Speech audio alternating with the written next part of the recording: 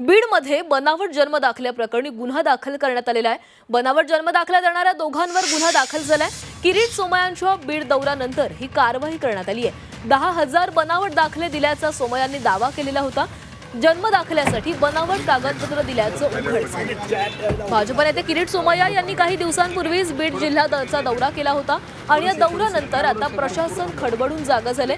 बनावट कागदपत्रांच्या आधारे जन्म प्रमाणपत्र काढणाऱ्या दोघांविरोधात शिवाजीनगर पोलीस ठाण्यात गुन्हा दाखल करण्यात आलाय। इक्बाल मुन्सी कुरेशी आणि फेमिनिसा बेगम शेख मेहंदीन अशी या दोघांची नावं आहेत।